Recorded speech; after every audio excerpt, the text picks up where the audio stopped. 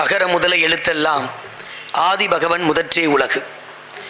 நல்லாவின் பால் முழுதும் கன்றுக்கில்லை, நறும் பூவின் மனம் முழுதும் சோலைக்கில்லை, நெல்லாகும் பயிர் முழுதும் நிலத்திற்கில்லை, நிறைகின்ற நீர் முழுதும் குளத்திற்கில்லை, பல்லாரும் கனி முழுதும் மரத்திற்கில்லை, பன் நரம்பின் இசை முழுதும் யாழுக்கில்லை, எல்லாமே பிறர்க்கு உழைக்க காணுகின்றேன், என் வாழ்வும் பிறர்க்குழைக்க வேண்டுமம்மா என்ற வாசுப மாணிக்கனாரின் வைர வரிகளை சொல்லி வைரவன்பட்டில் நடைபெற்று கொண்டிருக்கிற 10 நாள் அற்புதமான இந்த ஆன்மீக திருவிழாவில் 7ஆம் நாள் உங்களை எல்லாம் சந்தித்து நல்லனவற்றை சிந்தித்து பேசுவதை என் வாழ்க்கையின் பேரின்ப பயனாக கருதி உங்கள் திருவடிகளை வணங்கி மகிழ்கிறேன்.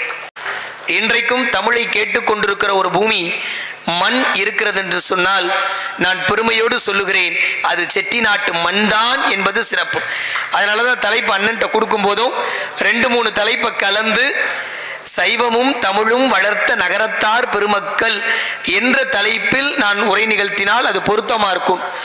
தமிழ்நாட்டில் மட்டும் இல்லைங்க, உலகமெல்லாம் நீங்க போய் பாருங்க, எங்கே வாழ்த்தரங்கங்கள் நடைபெறுகிறது, எங்கே கவியரங்கங்கள் நடைபெறுகிறது, எங்கே தமிழ் சொற்பொழிவு நடைபெறுகிறது, எங்கே ஆன்மீகமும் இலக்கியமும் கொஞ்சி விளையாடுகிறது, எங்கே இன்னும் 60க்கும் 70க்கும் 80க்கும் வாழ்த்துப்பா அடிக்கிறார்கள்னா நான் அடித்து சொல்லுகிறேன், செட்டிநாட்டு மண்ணிலே தான் இது நடந்து கொண்டிருக்கிறது. அப்ப நம்ம தமிழை வளர்க்கலையா? மூவேந்தர் மடியில் வளர்ந்த தமிழை, சேர சோழ பாண்டியர் என்ற மூவேந்தர் மடியில் வளர்ந்த தமிழை தங்கள் தோள்களில் தூக்கி வளர்த்த பெருமை நகரத்தார் பெருமக்களுக்கு உண்டு என்பதை யாரும் மறுக்கவோ மறைக்கவோ முடியாது. நான் பல மேடைகளில் சொல்லுகிற செய்தி, நான் நகரத்தார் என்பதால் மட்டும் இதை சொல்லவில்லை. நான் நகரத்தாராக இருக்கிற பலரும் நம்மை பார்த்து வியந்து சொல்லுகின்ற செய்தி இந்த செய்தி. அப்படி தமிழை வளர்த்திருக்கிறோம். சேர சோழ பாண்டியர் மூவேந்தர் மடியிலே வளர்ந்த தமிழை செந்தமிழ் அந்தாதி என்ற நூலிலே சொல்லுகிற பொழுது கவிஞன் பாடுவான், செந்தமிழே செங்கரும்பே செந்தமிழர் சீர்காக்கும் நந்தாவிலக்கணைய நாயகியே, முந்தை மொழிக்கெல்லாம் மூத்தவளே மூவேந்தர் அன்பே எந்தம் உயிர் என்று பாடிய அந்த தமிழை இன்றைக்கு வரைக்கும் வளர்த்திருக்கிற பெருமை, திருநீற்றினுடைய பெருமையை அறிந்து உலகமெல்லாம் அதை பறைசாற்றிக் கொண்டு சைவ சமயத்தை வளர்த்திருக்கிற பெருமை நம்முடைய நகரத்தார் பெருமக்களுக்கு உண்டு. அதனாலதான் கண்ணதாசன் பாடினா, வண்ண கலை வளர்த்தோ. யாரு? நம்ம நகரத்தார் பெருமக்களுடைய பெருமைகளை நீண்ட கவிதையில பாடுவான். நான் சுருக்கமா சொல்றேன், வண்ண கலை வளர்த்தோ வரலாறை நாம் சமைத்தோ, என்ன தொலையாத எத்தனையோ கோயில்களை கண்ணில் இருத்தி கலையெனவே காத்து வந்தோ, காசி நகரத்து கடவுளரை பேச வைத்தால் காவிரி பூம்பட்டினத்தார் கலை உணர்ச்சி தோன்ற வரும். கலை உணர்ச்சிங்க, கலைகளை வளர்க்க வேண்டும். பல இடங்கள்ல கோயில் திருவிழாக்கள்ல பேசிடுவோம், அது வேறு. பல மாசி பங்குனி திருவிழாக்கள்ல, மாரியம்மன் கோயில் விழாக்கள்ல அண்ணன் சொன்னாங்க, அங்க உள்ள வானொலிகள்ல தொலைக்காட்சியெல்லாம் பேசிடுவோம். இந்த வானொலியில பேசுறதுல மட்டும் கொஞ்சம் கஷ்டம் இருக்கு. தொலைக்காட்சியில பேசினா கூட இப்ப தமிழ் பேச்சு எங்கள் மூச்சு நடந்துட்டு இருக்குல்ல, 11:00 12:00 வரை நான் மகிழ்ச்சியோடு சொல்கிறேன். அதுல நேரடியாகவும் என்னிடம் மறைமுகமாகவும் பயின்ற மாணவர்கள் 5 பேர் களத்தில் இருக்கிறார்கள் என்பது ஆசிரியனாக எனக்கு மகிழ்ச்சி. நம்முடைய அன்பு தம்பி நாராயண கோவிந்தன் 8ஆம் வகுப்பில் இருந்து என்னோடு படிக்கிற பிள்ளை.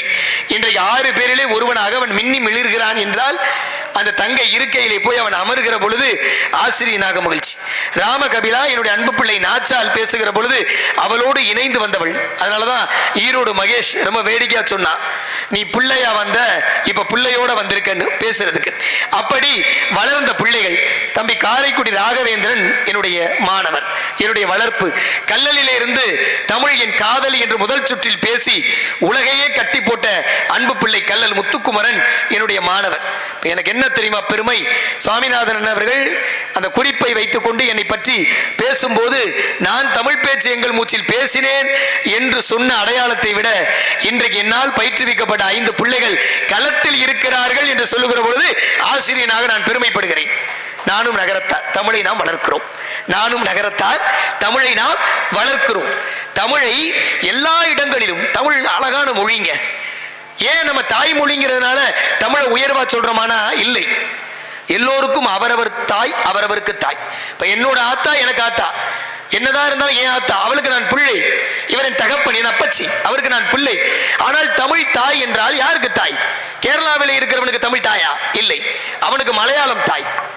கன்னடம் பேசுகிறவனுக்கு பெங்களூரில் இருக்கிறவனுக்கு தமிழ் தாயா? இல்லை, சித்தியோ பெரியம்மாவோ, சித்தியோ பெரியம்மாவோ. அப்ப ஈன்ற தாயாக முடியாது. தமிழ் நமக்கெல்லாம் தாய் என்றால், தமிழ் நமக்கெல்லாம் அன்னை மொழி என்றால், என்னுடைய தாய் மொழி என்றால், அவரவர் தாய்மொழி அவரவருக்கு உயர்வானது. மொழிகளுக்குள் பேதம் இல்லை. மொழி எல்லாரும் கற்றுக்கொள்ள வேண்டும், எல்லா மொழியும் கற்றுக்கொள்ள வேண்டும், எல்லா மொழியும் வாசிக்க வேண்டும், நேசிக்க வேண்டும். தாய்மொழியை மட்டும்தான் சுவாசிக்க வேண்டும் என்பதை மறக்காதவர்கள் நகரத்தார் பெருமக்கள். அதனாலதான் அன்னை தமிழை நாம நேசிச்சோம். நமக்கு தாய்மொழி தமிழ் என்பது பெருமை இல்லை, நமக்கு தாய்மொழி தமிழ் என்பது பெருமை இல்லை. இருக்கிற மொழிகளுக்கெல்லாம் தாயாக தமிழ் இருக்கிறாள் என்பதுதான் பெருமை, அவளுடைய தொன்மை. சரி, பழைய காலத்து மொழின்னு சொல்றீங்களே, அப்ப அவ புதுப்பிச்சுக்கலைனா அவ பழசுதான். நம்ம 12 ஆண்டுக்கு ஒரு முறை கூட உங்களுக்கு சேர்த்து புதுப்பிக்கலையா? எவ்வளவு அற்புதமா எல்லா வேலைப்பாடுகளையும் வர்ணங்களை தீட்டி அந்த பழமையும் மாறாமல், அந்த கற்றலியினுடைய நம்முடைய ஐயாக்கள் செய்த எந்த ஒரு விஷயத்தையும் மாற்றாமல், ஆனால் வர்ணங்களை பூசி அழகு தீட்டி கோவிலை இவ்வளவு அழகாக தூய்மையோடு வைத்து இந்த ஆண்டு ஒரு புதுமையாக ஒரு பெரிய வளாகத்தை, வைரவர் வளாகத்தை கட்டி நாம் நிறைவு செய்திருக்கிறோம் என்று சொன்னால் தொன்மையும் மாறவில்லை. அதோடு இன்றைக்கு காலத்துக்கு என்ன தேவையோ அதையும் நாம் சேர்த்து கொண்டே போகிறோம். அதுதான் வெற்றி. அப்படி தமிழ் கன்னித்தமிழ்னு பேரு. வருஷம் பலாயும் அவ இன்னும் கன்னித்தமிழா இருக்கான்னா அதுதான் தமிழ் மொழியினுடைய சிறப்பு. ரொம்ப அற்புதமா சொல்லுவான் கண்ணதாசன் தான். இந்த மாலை பொழுது வருது பாத்தீங்களா, அரங்கு நிறைய இருக்கைகளில் எல்லோரும் அமர்ந்து ஒரு 7:30 மணிக்கு மேல 7:45 அங்க உள்ள கோவில் வழிபாடு, அதுவரை ஒரு இலக்கிய நிகழ்ச்சியை ஏற்பாடு செய்ய வேண்டும் என்று எண்ணி இருக்கிறோம் என்று சொன்னால் அதுதான் தமிழை வளர்த்த நகரத்தார் பெருமக்கள். நல்லதை கேட்கணும், நல்லதை பேசணும், நல்லதை நினைக்கணும், நல்லதை உணரணும். அதற்கு இந்த 1 மணி நேரம் அந்த இலக்கியங்களை பகிர்கிற பொழுது நான் என்னுடைய பல பணிகளை விட்டுட்டு தமிழை உணர்ந்து பேசுகிறேன். நீங்க எல்லாரும் அவரவர் வேலைகளை விட்டு இன்றைக்கு மன நிறைவோடு இந்த மாலை பொழுதை கவனித்து கழித்து கொண்டிருக்கிறீர்கள் என்று சொன்னால் அது வெற்றி. மாலை நேரத்தில் என்ன வரும்? அந்த அந்தி மாலை பொழுதுல அழகா ஊருணி கரை இயற்கையை பாருங்க. இங்க வந்து நம்ம சுவாசிச்சுட்டு உட்கார்றதே அவ்வளவு அற்புதம். அதை கண்ணதாசன் பார்க்கிறார். நமக்கும் கண்ணதாசனுக்கும் வேறுபாடு உண்டு இல்ல. நாம சாதாரண ஆள், அவர் கவிஞன், மகா கவிஞன், கவி அரசு, மாற்றவே முடியாது. அதனாலதான் எம்ஜிஆர் அவர் பல முரண்பாடான மனிதர் கண்ணதாசன், எல்லாருக்கும் தெரியும். எம்ஜிஆர் ஆட்சிக்கு வந்தப்போ அவர் சொன்னாரா, என் வாழ்க்கையை தலைகீழாக மாற்றியவர்கள் நீங்கள் தான். எம்ஜிஆர் என்னன்னு கேட்டாராம். நமக்குள்ள பெருமையை சொல்றேன், என்னுடைய வாழ்க்கையை தலைகீழாக மாற்றியவர் நீங்கள் தான். எப்படி அப்படின்னாராம் எம்ஜிஆர் முதலமைச்சராக இருக்கிற பொழுது. கண்ணதாசன் சிரித்துக் கொண்டே சொன்னாராம், நான் கவி அரசு, நீங்கள் தான் என்னை அரசு கவி ஆக்கினீர்கள். கவி அரசு, அரசு கவி, என்னை தலைகீழாக மாற்றியவர் நீங்கள் தான். கவி அரசை அரசு கவி. அவர்கள் முதலமைச்சராக இருக்கிற பொழுது செட்டிநாட்டு பகுதிக்கு வந்திருக்கிறார். அவரை வந்து பாடல்கள்ல மக்கள் நாயகனாக எல்லோரும் பார்த்து ரசித்திருக்கிறோம். அப்ப எல்லாரும் பேசிட்டு இருக்கும் போது அவரை வள்ளல் என்று சொன்னார்களாம். எம்ஜிஆர் எழுந்து நடந்த வரலாறு. எம்ஜிஆர் எழுந்து கோபப்பட்டு சொன்னாராம், தமிழ்நாட்டிலே எந்த மூலையில் வேண்டுமானாலும் என்னை வள்ளல் வள்ளல் என்று துதிபாடுங்கள், ஆனால் செட்டிநாட்டிலே அழகப்பர் பிறந்த பூமியிலே என்னை வள்ளல் என்று சொல்லாதீர்கள். முதலமைச்சராக இருந்த எம்ஜிஆர் சொன்ன வார்த்தை அதுதான் நமக்கு கிடைத்திருக்கிற பெருமை. அவ்வளவு நிறைவான தமிழையும் இலக்கியங்களையும் கலைகளையும் ஆன்மீகத்தையும் ஆலயத்தையும் கோயிலையும் கல்லூரிகளையும் எதை எடுத்து பதிப்பு துறையில் எடுத்து பார்த்தால் நகரத்தார் பெருமக்கள். ஆலயங்களை கட்டி அழகு பார்த்து அற்புதங்களை நிகழ்த்தியவர்கள் என்று பார்த்தால் நகரத்தார் பெருமக்கள். எல்லாவற்றையும் விட நான் இருக்கிற துறை கல்வி நிலையங்களை கட்டி எல்லோரும் படிக்க வேண்டும் என்று எண்ணி பிள்ளைகளுக்கு பாடசாலைகளை வகுத்து கொடுத்து வழிகளை சொன்னவர்கள் நகரத்தார் பெருமக்கள். அன்னை தமிழை இன்றைக்கு வரைக்கும் நேசித்துக் கொண்டு திருநீரை பூசித்துக் கொண்டு வழிபாடு நடத்துகிற பெருமைக்குரியவர்கள் நாம். அதனாலதான் கண்ணதாசன் சொன்னா, மாலை அப்படியே 6 மணி, சூரியன் மறைகிறான், வானத்திலே விண்மீன்கள் அங்கங்கே பூக்கின்றன. அந்த வெண்ணிலவு எட்டி பார்க்கிறது, முகம் எட்டி பார்க்கிறது. ஏன் விண்மீன் பூக்குதுன்னா அது எல்லா நாளும் பூக்கும். ஆனா வெண்ணிலவு ஒரு நாள் வளரும், ஒரு நாள் தேயும். ஒரு நாள் இல்லாமல் இருக்கும். அது ஆன்மீக கதை இருக்கு, அதுக்கு ஒரு சாபம். சந்திரன் தேய்வான், அது கதை அப்படியே இருக்கிறது. இதையெல்லாம் பார்த்துட்டு தமிழை இணைத்து இயற்கையோடு கண்ணதாசன் பேசுகிறான். மாலை இளங்கருக்கள் வையன் தழுவி வர, சோலை குயில்கள் சுதியடங்கி கூடடைய, வாலை பருவமகள் மௌன நடை போட்டது போல் தென்றல் குழந்தசைய, வெங்கதிரோன் மறைந்தோங்க, வெண்ணிலவு முன்னெலும்ப, தங்க நில அருகில் தட்டேந்தி மீன்கள் வர, வானிடத்தும் போகாமல் மண்ணிடத்தும் தோயாமல் ஞானக்கிருக்கிற கார் முகில்கள் நடந்து வர, அத்தனையும் கண்டு ஆர்ப்பரிக்கின்ற கண்ணிரண்டை புத்தி விளையாட பொழுதாகி வந்தது போல் வந்த இரவுக்கு வாழ்த்துரைக்கும் ஓவியனாய், சிந்தனையின் கூட்டை திறந்துவிடும் பாடகனாய் ஏடெடுத்து போனேன், என எடுத்து யாரும் இல்லை. அன்னைக்கே தமிழோட கதை இப்படிதான் இருந்திருக்கு. ஏடெடுத்து போனேன், என எடுத்து யாரும் இல்லை. மாமரத்து கீழே பூ மகள் மேல் மேனி பொருத்த தனித்திருந்தேன், கல்லர்கள் பாம்பு கடுமணத்தர் வட்டமிடும் நள்ளிரவில் காட்டினிலை தனியாக நான் இருந்தேன். யார் வந்து வெட்ட முயன்றாலும் விழி உருட்டி பார்த்தாலும் தட்டி பறித்தாலும் தமிழல்லால் ஏதும் இல்லை.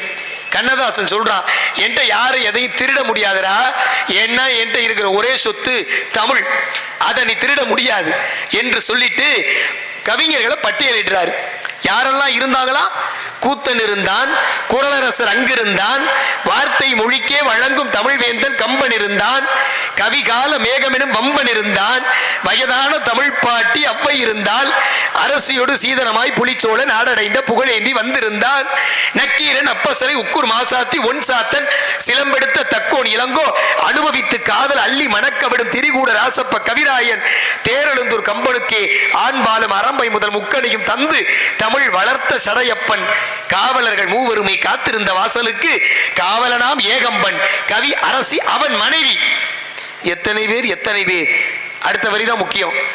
எல்லாம் மகிழ்ந்தன் பக்கத்தில் படுத்தவன் காலாலி எட்டி உதைத்தான், என் கனவல்லவா கலைந்தது என்று. தமிழுக்கு இத்தனை பேர் இருந்தா இன்னைக்கு யாரு இருக்கிறான் அப்படின்னு கண்ணதாசன் வருத்தப்பட்டார். ஆனா உண்மையிலே கண்ணதாசன் இன்னைக்கெல்லாம் இருந்து கவிதை பாடிட்டு இருந்தாருன்னு வச்சுக்கோங்க, எங்களை மாதிரி ஆசிரியரா இருந்து விடைத்தாள திருத்தினார்னா அவர் இன்னும் பல விபரீதமான முடிவுகளோட கவிதைகள் பாடியிருப்பார். ஏன்னா பையன் அப்படி அழகா தமிழை வளர்க்கிறான். வகுப்புல நான் சொன்னேன், தமிழ் வளர்ச்சி, தமிழ் தான் நம்முடைய உயிர் மூச்சு எல்லாம் சொல்லிட்டு டிக்டேஷன் போட்டேன். கண்ணா வாண்டே பையன் எழுதுனேன், 4 சுழில இன்னு 4 சுழில நான் போட்டேன். என் வாழ்க்கையில அப்படி ஒரு விடைத்தாள நான் பார்த்ததே இல்லை. தம்பிங்க வாடா, 2 சுழில இன்னு இருக்கு. தன்னகரம் ரன்னகரம்னா பயலுக்கு புரியாது, நம்ம சுழியத்தான் சொல்லணும். 2 சுழில இன்னு இருக்கு, 3 சுழிலையும் இன்னு இருக்கு. நீ கண்ணாவாக்கு 3 சுழில போடணும். ஒருவேளை 2 சுழில போட்டாலும் மன்னிச்சிருவேன், ஏன்னா ஒரு எழுத்து அப்படி இருக்கு. நீ ஏண்டா 4 சுழில போடுற, இல்லாத எழுத்த ஏண்டா போடுறேன்னு அடிச்சேங்க. அடிக்கடிக்கு ஆச்சு. அவன் சிரிச்சேன், ஏண்டா சிரிக்கிறேனே, நீங்க எல்லாம் ஒரு தமிழ் வாத்தியாரானா எனக்கு சந்தேகம் வந்துருச்சு. ஏண்டா அப்படி கேட்கிறேனே, தமிழ் 2 சுழியும் 3 சுழியுமா தான் இருக்கணுமா? 4 சுழியா தமிழ் வளர்றது தமிழ் வாத்தியாருக்கே பிடிக்கல, அப்புறம் எப்படி மற்றவருக்கு பிடிக்குங்கிற யோசிக்கிற. அதல்ல தமிழ் வளர்ச்சி. நாடு வளர்கிறதுனா என்ன? நாட்டிலே இருக்கக்கூடிய மக்கள் வளம் பெறுகிறார்கள் என்று பொருள். புள்ள வேடிக்கையா இருப்பாங்க, நிறைய விஷயங்கள் அப்படிலாம் பண்ணுவாங்க. ஆனாலும் நாங்கள்னா எங்க குலம், ஆசிரியர் குலம் பெரும்பாலும் இளமையோடு இருக்க காரணம் பிள்ளைகள் தான் என்பதை மகிழ்ச்சியோடு தெரிவித்துக் கொள்கிறேன். குழந்தைகளோடு ரசித்து பழகணுங்க. தமிழ் கொஞ்சி விளையாடுவதை போல பிள்ளைகளோடு நாம் குஞ்சி விளையாடுகிற பொழுது அந்த பிள்ளைகளுடைய இயக்கங்களை நாம் புரிந்து கொள்வதில்லை. அவர்கள் கேட்கிற கேள்விகளுக்கு பதில் சொல்வதற்கு எந்த தாயும் தந்தையும் சரிவர தயாராக இல்லை. மன்னித்துக் கொள்ளுங்கள், நான் சொல்வது நிஜம். நாம ஓடிக்கொண்டிருக்கிற உலகத்தில் அவர்களுக்காகத்தான் ஓடிக்கொண்டிருக்கிறோம் என்பதை உணர்ந்தாலும் கூட அதிகமாக அவர்களிடத்து நாம் நேரங்களை செலவிடுவதில்லை. ஆனா இங்க எனக்கு மகிழ்ச்சியா இருக்கு. ஏன்னா அம்மா அப்பாக்களை விட ஐயா அப்பத்தா ஐயா அதிகமா இருக்கீங்க. ஓய்வு பெற்ற காரணத்தால் பேரன் பேத்திகளை நீங்கள் கொஞ்சி விளையாடுகிற வாய்ப்பை பெற்றிருக்கிறீர்கள். அவங்க உங்க கூட இருக்கிற வாய்ப்பு இருந்தா, அப்ப இவ்வளவு மகிழ்ச்சியான மனநிறைவான ஒரு வாய்ப்பு சைவத்தையும் தமிழையும் கட்டி காத்து வளர்த்தவர்கள் நகரத்தார் பெருமக்கள். காவிரி பூம்பட்டினத்தார் கலையுணர்ச்சி தோன்ற வரும் மாசற்ற பொன்னும் மணி வைர ரத்தனமும் தூசென்று எண்ணி தூக்கி கொடுத்து வந்தோம். அண்டை நிலங்களில் நம் ஆண்டவனை ஊன்றி வைத்தோம். பண்டை தமிழ் மரபை பண்போடு காத்து வந்தோம். காசி விசாலாட்சி, கவிமதுரை மீனாட்சி, காஞ்சியிலே காமாட்சி, கட்டியுள்ள ஆடைகளும் கழுத்தில் உள்ள புன்னகையும் முற்றும் அழியாத மொட்டை கோபுரத்தழகும் அண்ணாமலையில் விற்றிருக்கும் பேரழகும் ஆக்கி கொடுத்தவர்கள், அமர்ந்து இருந்து காத்தவர்கள், நாட்டு கொட்டி வளர்த்த நகரத்தார் அல்லோமோ. ஆனாலும் நம்மவர்கள், அடுத்த 2 வரி ரொம்ப முக்கியம், ஆனாலும் நம்மவர்கள் அடக்கத்தால் இன்று வரை தாமாக தம்மை தலை தூக்கி கொண்டதில்லை என்று கண்ணதாசன் நிறைவு செய்கிறான். அவ்வளவு அற்புதமாக தமிழையும் சைவத்தையும் நாம் திருநீற்றினுடைய பெருமைகளை உணர்ந்து உணர்ந்து நாளும் வாழ்ந்தவர்கள் யார் என்று சொன்னால் நம்முடைய நகரத்தார் பெருமக்கள். அதை நான் பெருமையோடு சொல்லுகிறேன். சில நேரங்கள் பிள்ளைகள் செய்கிற தவறுல கூட சரி இருக்கும். பிள்ளைகள் செய்வது தவறுதான், ஆனா அந்த தவறிலே கூட சரி இருக்கும். உதாரணத்துக்கு ஒரு பையன்ட்ட சிலப்பதிகாரத்தின் காப்பிய தலைவன் பெயரை எழுதுகண்ணே. அவர் பெயர் கோவலன். நம்முடைய வணிகர் குலத்திலே பிறந்த கதைதான் அது. சிலப்பதிகாரம் நம்முடைய காப்பியம். 50 காப்பியங்களிலே சிலப்பதிகாரமும் இளங்கோவடிகள் எழுதியதோ, சீத்தலை சாத்தன் எழுதிய மணிமேகலையும் நம்முடைய நகரத்தாரோடு தொடர்புடைய வணிக காப்பியங்கள். அந்த சொல்ல சொன்னேன், யார் நான்? சிலப்பதிகாரத்தின் காப்பிய தலைவன் யார்? பையை எழுதணும், அவன் கோவலன்னு எழுதணும். வழக்கம் போல தவறு செஞ்சுட்டான். நம்மளுக்கு ஒத்த கொம்பு, ரெட்ட கொம்பு, தொணக்காலு, எங்க ஒற்று வரும், எங்க ஒற்று வராது, இந்த பிரச்சனை இன்னைக்கு அடிப்படையாவே இன்றைக்கு படிக்கிற பிள்ளைகளிடம் இருக்கு. ஆனால் அன்றைக்கு படித்தவர்களிடம் தமிழை பிழையில்லாமல் பேசுவார்கள், பிழையில்லாமல் எழுதுவார்கள்.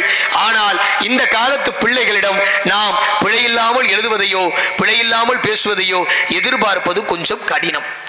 அவன் எழுதியிருந்தான். கோவலனுக்கு வழக்கம் போல துணைக்காலை எடுத்துட்டான். கேவலன் என்று எழுதியிருந்தான். நான் கோவத்தில் கேட்டவன் அற்புதமா சொன்னாங்க, செய்கிற தவறிலே கூட சில நேரங்களில் சரி இருக்கும்.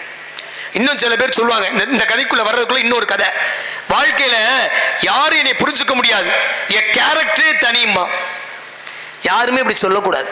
ஏன்னா உலகத்துல வாழக்கூடிய சின்ன பிள்ளைங்கள்ல இருந்து பெரியவங்க வர 4 கேரக்டர்னு தமிழும் சொல்லுகிறது, உலகத்தில் இருக்கிற உளவியலும் சொல்லுகிறது, சைக்காலஜி. 4 கேரக்டர், 4 கேரக்டர் நானே சொல்லிடுறேன். நானும் சரி, நீங்களும் சரி. நானும் சரியில்லை, நீங்களும் சரியில்லை. நான் மட்டும் சரி, நீங்கள் யாரும் சரியில்லை. நீங்கள் எல்லாம் சரி, நான் தான் சரியில்லை. இந்த 4 கேரக்டர் தானா. I am okay, you are okay. I am not okay, you are not okay. I am okay, you are not okay. I am not okay, you are okay. இந்த 4 பண்புகளிலே தான் மனித சமுதாயம் இருக்கிறது. துரோணாச்சாரியார் என்ன பண்றாரு? தர்மா இங்க வாடா, எல்லாரையும் போய் பாரு, மக்கள்லாம் எப்படி இருக்காங்க, இந்த உலகம் எப்படி இருக்கு, எல்லாரும் நல்லா இருக்கான். எல்லாரும் நல்லா இருக்கானா, சரி போ. துரியோதனாவா, கௌரவர்களின் தலைமகனேவா, எப்படி இருக்கு மக்கள், நாடு, எல்லாரும் அயோக்கிய பயிலாவே இருக்க. தருமன் நல்லவன், பார்ப்பதெல்லாம் நல்லதாகவே தெரிந்தது. துரியோதனன் பார்வை சரியில்லை, பார்ப்பதெல்லாம் கெட்டதாகவே தெரிந்தது. நானும் சரி, நீயும் சரி. தர்மன், நானும் சரியில்லை, நீயும் சரியில்லை. துரியோதனன், நான் மட்டும் சரி, நீங்க எல்லாம் சரியில்லை. யாரவே? தான் பிடிச்ச முயலுக்கு 3 கால்னு நிற்பான். அவன் வாதம் செய்ய மாட்டான், விவாதம் செய்வான், வீணா பேசுவான். தான் பிடித்த முயலுக்கு 3 கால், ஒரு நாள் மாற மாட்டான். அவனை யாராலும் மாற்ற முடியாது. இதை வள்ளுவரே சொல்றார். நுண்ணிய நூல் பல கற்பினும், எவ்வளவுதான் படிச்ச பட்டதாரியா இருந்தாலும், படிச்சவன்லாம் நல்லவே அர்த்தம் இல்லை, அது எல்லாருக்கும் தெரிஞ்ச உண்மை. எவ்வளவுதான் படிச்ச பெரிய பெரிய பட்டதாரியா இருந்தாலும் நுண்ணிய நூல் பல கற்பினும் தன் உண்மை அறிவே மிகும். உனக்கு இயல்பா ஒரு நேச்சுரல் கேரக்டர் இருக்குண்டா, அது மிகும், அது வெளிப்பட்டுடும் என்று வள்ளுவன் பேசுகிறான். அப்படி நாம 4, அவன் 3வது கேரக்டர். இன்னும் சில சின்ன குழந்தைங்க சரியாதான் சொல்லுங்க, பெரியவங்க அதட்டினீங்கன்னு வச்சுக்கலே, அப்ப சரி நான் தெரியாம பண்ணிட்டேன் மன்னிச்சுக்க. ஆனால் பிள்ளை சொன்னது சரியாக இருக்கும். அப்ப அது என்ன நினைக்கும்? நான் சரியில்லை, நீங்க எல்லாரும் சரி என்று அது நினைக்கும். இந்த 4 தான் உலகம். இந்த பைய தப்பு பண்ணிட்டேன், கோவலனுக்கு துணைக்கால விட்டுட்டேன், கேவலன்னு எழுதிட்டேன். என்னடா துணைக்கால காணும்னே பைய சொன்ன பதில் இன்னைக்கு என் வாழ்க்கையில மறக்க முடியாத பதில். பிள்ளைகள் சில நேரங்களில் பேசுவதை கேட்கிற பொழுது வியப்பா இருக்கும். சொன்னா பாருங்க, அன்னைக்கு கோவலன் துணைக்கால எங்கடா காணோம், என் கேள்வி, துணைக்கால எங்கடா காணோம். அவன் பதில் அழகா சொல்றேன், கோவலன் கண்ணகி விட்டுவிட்டு மாதவியை பார்க்க சென்ற பொழுது கண்ணகி அவன் காலை உடைக்கவில்லை. ஐயா, நான் காலை உடைத்து விட்டேன், எனவே கோவலன் கேவலன் ஆனான். கோவலன் கேவலன் ஆனான். பண்ணின விஷயத்தை எவ்வளவு அழகாக பிள்ளைகள் சிந்திக்கிறார்கள். நிறைய அப்படிதான் தமிழ் மொழிகளை ஊட்டி ஊட்டி நம்முடைய நெஞ்சுக்குள்ளே இருக்கிற, நான் ஏற்கனவே சொன்னேன், நம்ம மொழிக்கு என்ன சிறப்பு தெரியுமா? தமிழ். என் பையனுக்கு பெயர் கூட தமிழ் செல்வன் அப்படின்னு வச்சேன். தமிழ்ல எவ்வளவோ தூய பெயர்கள ஆய்வு செஞ்சு வைக்க இயலும். நான் ஏன் தமிழ் செல்வன் வச்சேன்னா, நம்ம நாட்டில் இப்போ ஒரு வியாதி, யாரும் முழுமையான பெயரை சொல்லி கூப்பிடுவதில்லை. அது நெடுங்கால வியாதி. பேரை சுருக்கி தான் கூப்பிடுவோம். அது நல்ல வியாதி தான், அழகா இருக்கும். அப்ப தமிழ் என்று கூப்பிட்டாலும் சுவையா இருக்கணும், செல்வன் என்று கூப்பிட்டாலும் சுவையா இருக்கணும். அதனால ரெண்டுக்கும் பொருளும் இருக்கு, மங்களகரமாவும் இருக்கு. நாம அடிக்கடி அந்த லகரத்தை உச்சரிக்கிற வாய்ப்பும், பிள்ளையை கூப்பிடுகிற பொழுது மொழியை கூப்பிடுகிற உணர்வும் ஏற்படும் என்பதாலதான் ஆய்வெல்லாம் செய்ய தமிழ் செல்வன் அப்படின்னு நான் ஒரு பெயர் வைக்கணும்னு ஆசைப்பட்டேன். அப்படி தமிழ் அவ்வளவு இனிமையான மொழி, யாரையும் காயப்படுத்தாத ஒரு தெய்வீக மொழி. தமிழுக்கு இன்னொரு அடையாளம் சொல்லவா? தமிழ் மொழி இன்றைக்கு வரை அழியாமல் நிலைத்து நிற்கிறது அப்படின்னு சொன்னா அதுக்கு முக்கியமான காரணமா நான் கருதுவது ரெண்டு. ஒன்று, தமிழ் மொழியில் இருக்கிற அற இலக்கியங்கள், இன்னொன்று தமிழ் மொழியில் இருக்கிற பக்தி இலக்கியங்கள். இந்த அற இலக்கியமும் பக்தி இலக்கியம், அற இலக்கியம்னா திருக்குறள், ஆத்திச்சூடி, கொன்றைவேந்தன், மூதுரை, நல்வெளி, நன்னெறி, நருந்தொகை, உலக நீதி, விவேக சிந்தாமணி, இன்னும் சொல்லலாம். ஆன்மீகம் பக்தி இலக்கியம்னா தேவாரம், திருவாசகம், திருப்பாவை, திருவெம்பாவை, திருப்பள்ளி எழுச்சி, திருமுருகாற்றுப்படை, இன்னும் ஏராளம். இப்படி இவையெல்லாம் தமிழ் மொழிக்குள் மண்டி கிடக்கிற காரணத்தினாலதான் அது இன்றைக்கும் இளமைத்தன்மையோடு அழியாமல் இருக்கிறது. நம்முடைய நகரத்தாருடைய பல சிறப்புல ஒண்ணு, அறம் பாடியவர்கள், அறம் சொன்னவர்கள். அடுத்த தலைமுறைக்கு மனிதன் வாழக்கூடிய வாழ்வியலுக்கு அறத்தை கற்றுக் கொடுத்தவர்கள். கடைசி வரைக்கும் அதை செய்தால் நம்முடைய குலம் தலைத்து ஓங்கும். அறம் சொல்லணும், அறம் செய்யணும், அறம் சொல்லணும். அவை கூட என்ன சொன்ன ஆத்திச்சூடியில, அறம் செய்ய விரும்பு அப்படின்னா. நான் ரொம்ப அசந்து போனேன். ஒரு பிள்ளை மேடையில பேசும்போது அழகா சொன்னா, 12ஆம் நூற்றாண்டிலே பிறந்ததால் தமிழ் பாட்டி அவ்வை அறம் செய்ய விரும்பு என்று பாடினாள். 21ஆம் நூற்றாண்டில் அவள் பிறந்திருந்தால் மரம் செய்ய விரும்பு என்று பாடியிருப்பாள். மரங்களை நடுங்கள். ஒரு குழந்தை பேச்சு போட்டியில பேசினா, நான் வியந்து பார்த்தேன். இன்னைக்கு அதான் எல்லா இடங்களிலும் பசுமை, குளோபல் வார்மிங்கிறாங்கல்ல, புவி வெப்பமயம் ஆகிக்கொண்டே போகிறது. அந்த நிலையெல்லாம் மாத்தணும்னா பசுமையாக எல்லா இடங்களிலும் நாம் வளர்க்க வேண்டும். அப்படி என்ன பெரிய பெருமை நம்முடைய குலத்திற்கு அப்படின்னா, தமிழை, கல்வியை, ஆன்மீகத்தை, ஆலயங்களை கட்டி காத்து வளர்த்தவர்கள், அறம் சார்ந்தவர்கள், தர்மப்படி வாழ்ந்தவர்கள், தர்மத்தை நிலைநாட்டியவர்கள், தர்மத்தை அடுத்த தலைமுறைக்கு கற்றுக் கொடுத்தவர்கள் என்கின்ற அந்த வரிசையில் நான் வியக்கிறேன் நண்பர்களே. ஆசியா கண்டத்தில் 7 கண்டத்துல பெரிய கண்டம் ஆசியா கண்டம். ஆசியா கண்டத்தில் எத்தனையோ நாடுகள் இருந்தாலும் இந்தியாவிற்கு மட்டும்தான் பக்தி துணை கண்டம் என்கின்ற சிறப்பு உண்டு. அந்த சப்கான்டினென்ட் வரலாறுல படிப்பீங்க, geography. India is a subcontinent, துணைக்கண்டம். அந்த இந்திய துணைக்கண்டத்தில் இந்திய தாய்க்கு எத்தனையோ மாநில பிள்ளைகள் இருந்தாலும் நாடு என்ற சிறப்பிற்கு உரிய ஒரே மாநில பிள்ளை தமிழ்நாடு என்கிற மாநில பிள்ளை. அதனாலதான் தமிழகமா தமிழ்நாடான்னு ஓடிட்டு இருக்கு. அரசியலுக்கு சொல்லல, பாரதிய தமிழ்நாடுன்னு பாடியிருக்கா. தமிழகம் என்பதும் சரி, தமிழ்நாடு என்பதும் சரி. அப்ப தமிழ்நாடு என்று பெருமைக்குரிய மாநிலமாக சொல்கிறோம். அந்த தமிழ்நாட்டிலே 96 ஊர்களை உள்ளடக்கிய குட்டி நாடு. குட்டி நாடு என்றாலும் அறிவிலே கெட்டி நாடு, அதுதான் நம் செட்டி நாடு என்கிற பெருமையை நாம் பெற்றிருக்கிறோம். நாம எப்படி படிச்சவங்க தெரியுமா? இன்னைக்கு எத்தனையோ பிள்ளைங்க நம்ம படிச்சிட்டோம். ஆனால் நாம் உண்மையில் எப்படி தெரியுமா படித்தோம்? வள்ளுவன் சொன்னதை போல படித்தோம்.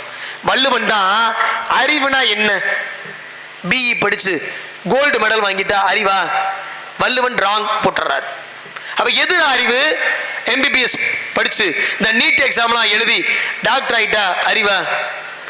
IAS, IPS, group 1 group 2 exam clear பண்ணி படிச்சு டிஸ்ட்ரிக்ட் கலெக்டரா இருக்கையில போய் அமர்ந்துட்டா பெரிய அறிவா? வள்ளுவன் மறுக்கிறான். இது எதுவுமே வள்ளுவன் அறிவுன்னு ஒத்துக்கலைங்க. இது எல்லாம் நாலேஜ், ஏதோ ஒரு கல்வி, கற்றுக்கொள்வதால் நமக்கு பெறுகிற பயன். அப்ப எதைத்தான் வள்ளுவன் அறிவுங்கிறான்? அப்படி வாழ்ந்தவர்கள் நகரத்தார்கள். அறிவுன்னு வள்ளுவன் எதை சொல்றான்? அறிவினான் ஆகுவது உண்டோ பிரிதி நோய் தம் நோய் போல் போற்றா கடை. அடுத்தவர் படுகிற கஷ்டத்தை யார் ஒருவன் தனது கஷ்டம் என்று நினைக்கிறானோ அவன்தான் அறிவின் பயனை முழுமையாக பெறுகிறான். அடுத்தவன் படுற கஷ்டத்தை ஓ கஷ்டமா நீ நினைக்கணும். நினைச்சிட்டா போதும், வாழ்க்கையில எல்லாரும் நிம்மதியா இருக்கலாம். அவன் படுகிற துயரத்தின் உயரத்தை கண்டு மகிழ்ச்சி அடையாமல் அவனுக்காக நீ இறங்கி வள்ளலார் பெருமகனார் சொன்னார்ல, ஜீவகாருண்ய ஒழுக்கம். இதை விட என்னங்க வேணும்? தமிழுக்கு எவ்வளவு சொத்து இருக்கு. அந்த உயிர் இறக்க பண்பு என்பதை வடலூரில் அணையா அடுப்பை ஏற்படுத்தி சோறிடணும்னார்ல, அதைத்தானே நாமும் செய்கிறோம். அன்னதானங்களை அதிகமாக செய்கிறவர்கள் நாம், இல்லை என்று வருகிறவர்களுக்கு இருப்பதையெல்லாம் கொடுக்கிறவர்கள் நாம்.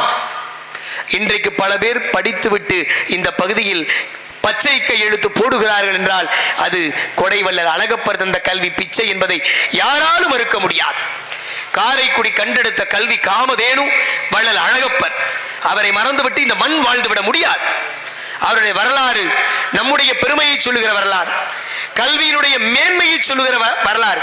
அதனாலதான் கவிஞர் சிதம்பரம் ஐயா கொடையின் கதை என்று எழுதிய ஒரு நூலிலே அழகான வரியை போட்டாரு. அழகப்பர ஒற்றை வரியில சொல்லணும். எப்படி சொல்வது?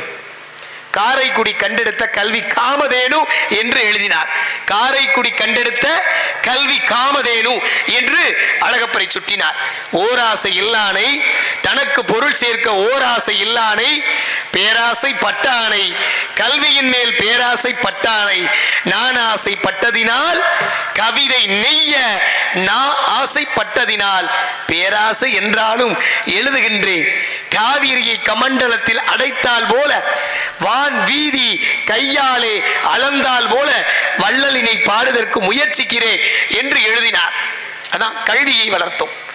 தமிழ் என்கிற அமிர்த மொழி, அழகு மொழி.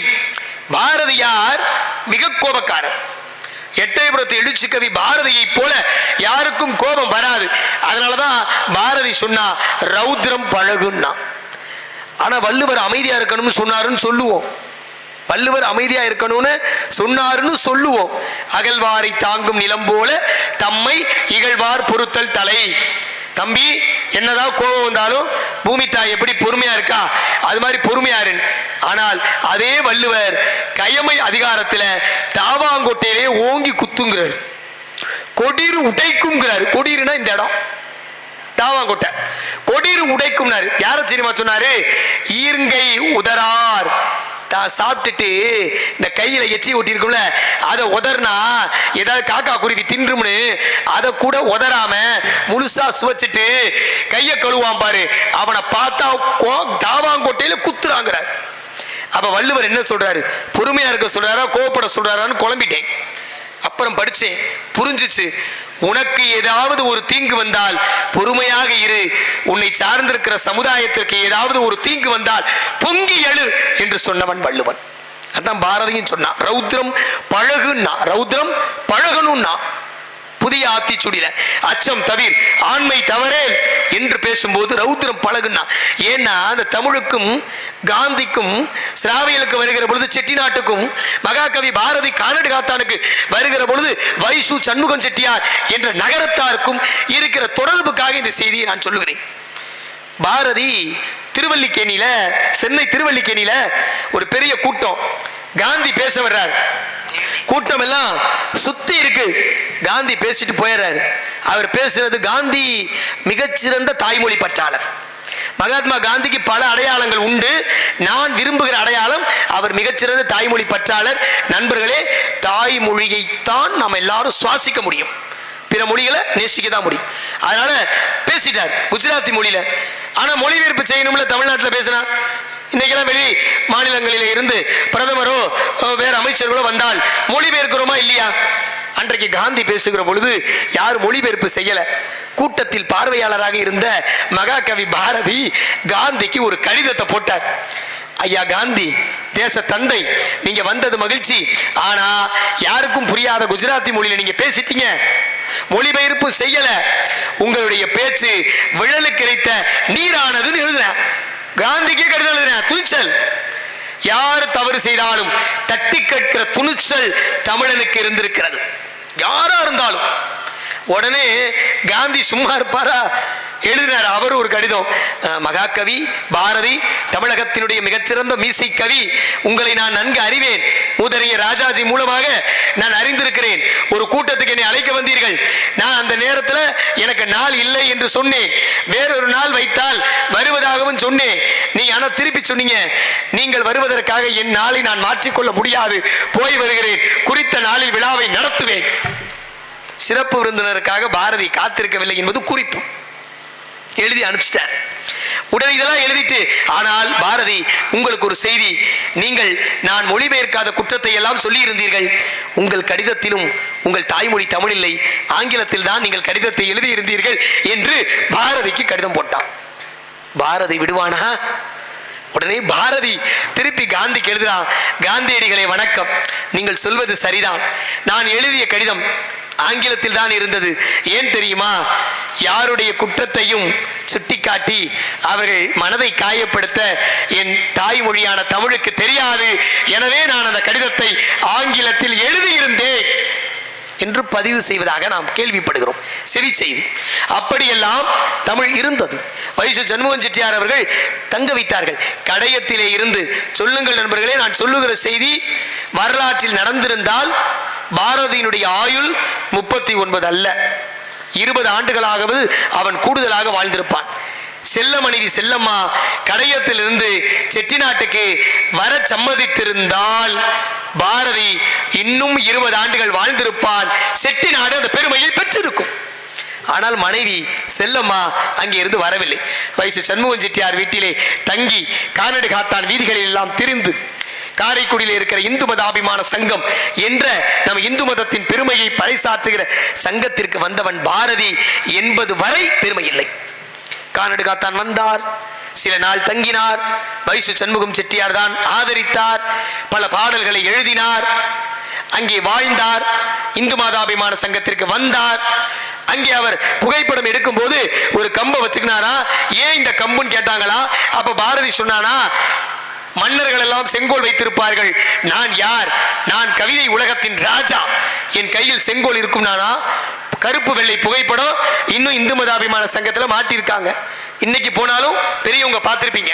அப்ப திருப்பி கேட்கிறாங்க பாரதிட்ட, புகைப்படம் எடுக்கக்கூடியவர் கேட்கிறார், ஐயா அந்த செங்கோல் உங்கள் கண் அந்த கண்ணை விழிய மறைக்குது, கொஞ்சம் அதை விளக்கிக்கிறீங்களா?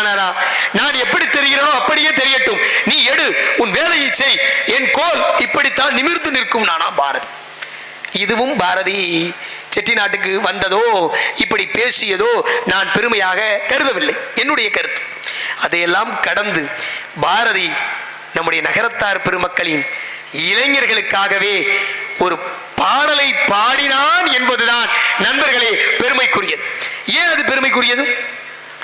எந்த சாதியையும் பாடாதவன் பாரதி. சாதிகள் இல்லையடி பாப்பா, குல தாழ்ச்சி உயர்ச்சி சொல்லல் பாவம் என்று பாடினான். அப்ப கூட நான் ஒரு கேள்வி எனக்கு என் மனசுக்குள்ள எழுந்துச்சு. பாரதியாருடைய இந்த பாட்டு இடையில வர்ற வரி, முதல் வரி என்ன தெரியுமா?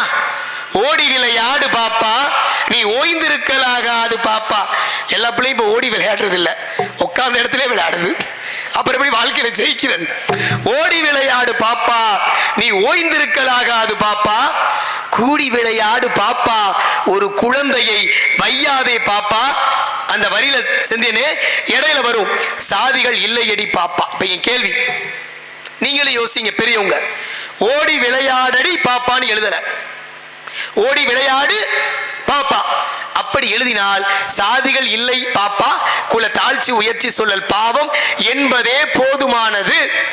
பிறகு ஏன் பாரதி சாதிகள் இல்லையடி பாப்பா என்று எழுதினான் அப்படின்னு நானா கற்பனை பண்ணேன். பாரதி என்ன நினைச்சு எழுதினார்னு எனக்கு தெரியாது. நான் என்ன கற்பனை பண்ணேன்னா, சாதிகள் இல்லை பாப்பா என்றுதான் பாரதியின் பேனா முதலில் எழுதியது, கற்பனை. அதையும் தாண்டி யாராவது இருப்பதாக சொன்னால் அவர்களை ஓங்கி அடி பாப்பா என்பதற்காக பாரதி போட்ட அடி சாதிகள் இல்லை அடி பாப்பா, குல தாழ்ச்சி உயர்ச்சி சொல்லல் பாவம் அப்படின்னு நான் விளக்கம் புரிஞ்சுக்கிறேன். இப்படி பாடினவேன். அதை விடங்க, பார்ப்பானை ஐயர் என்ற காலமும் போச்சே, வெள்ளை பரங்கியனை துறை என்ற காலமும் போச்சே அப்படின்னு வீறு கொண்டு எழுத பாரதி. அந்த பாரதி நகரத்தார் சமுதாயத்திற்கு மட்டும் பாடியிருக்கிறான், செட்டிநாட்டுக்கு மட்டும் பாடியிருக்கிறான், நகரத்தாருடைய பதிப்புத்துறையை புகழ்ந்திருக்கிறான். அந்த இளைஞர்களை எண்ணி 8 வரியா 10 பாட்டு 80 வரி இந்து மதாபிமான சங்கத்திலே பாடியிருக்கிறான்னா அது நகரத்தார் இளைஞர்களுக்கும் நம்முடைய சமுதாயத்திற்கும் பாரதி தந்திருக்கிற மிகப்பெரிய அங்கீகாரம். அதுதான் இன்றைக்கும் தமிழையும் தமிழ் கவிஞர்களையும் போற்றி போற்றி மன்னருக்கு அடுத்தாற் போல வளர்த்தவர்கள்.